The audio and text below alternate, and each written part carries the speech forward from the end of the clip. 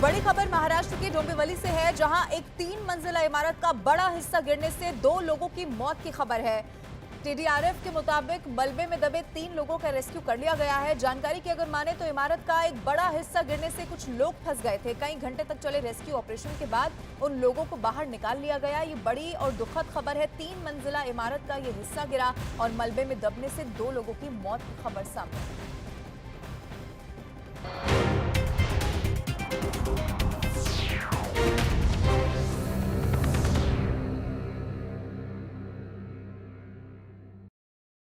की लहरों का भयानक रूप दिखा।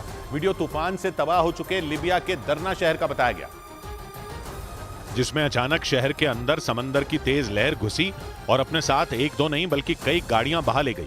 सीसीटीवी में कैद इन तस्वीरों को देखकर अंदाजा लग गया कि बांध तोड़कर जब समंदर का पानी दरना शहर में घुसा तो किसी को संभलने तक का मौका नहीं मिला। इन तस्वीरों को देखकर सालों पहले आई सुनामी की याद आ गई, क्योंकि सैलाब अचानक आया जिसमें सड़कों पर खड़ी गाड़ियां खिलौनों की तरह बह गईं। पानी में बहती कई गाड़ियों की तो हेडलाइट भी ऑन थी, जिससे पता चल गया कि जब पानी शहर में घुसा तो वो गाड़ियां सड़क पर जा रही थी। और इसी दौरान लिबिया में तूफान ने ऐसी तबाही मचाई जिसने हजारों लोगों की जान ले ली। और आशंका तो ये तक जताई गई कि लिबिया में आए डैनियल तूफान की वजह से मरने वालों का आंकड़ा 20,000 तक पहुंच सकता है, क्योंकि 10,000 से ज्यादा लोग लापता हैं। वहीं तूफान की चपेट में आए 11,000 से ज्यादा लोगों की मौत की पुष्टि भी हो चुकी है।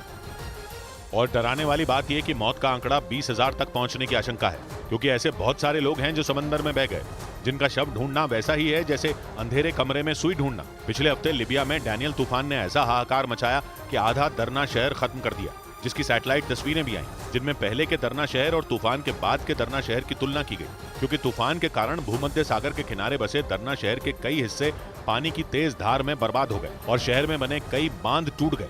इस बीच लीबिया की सरकार का बयान आया कि मरने वालों का आंकड़ा 2 गुना हो सकता है, क्योंकि दरना शहर के मलबे में जो लोग दबे उनके जिंदा बचने की उम्मीद न के बराबर है।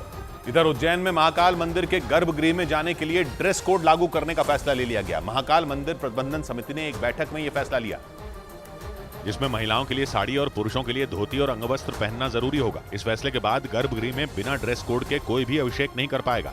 इस बीच खबर है कि पंडित दीनदयाल उपाध्याय की जयंती पर प्रधानमंत्री नरेंद्र मोदी दिल्ली में उनकी प्रतिमा का अनावरण करेंगे। दिल्ली में पंडित दीनदयाल उपाध्याय की विशाल मूर्ति बनकर तैयार हो चुकी है, जिसका अनावरण प्रधानमंत्री नरेंद्र मोदी 25 सितंबर को करेंगे। पंडित दीनदयाल की यह मूर्ति 63 फीट ऊंची बनाई गई है।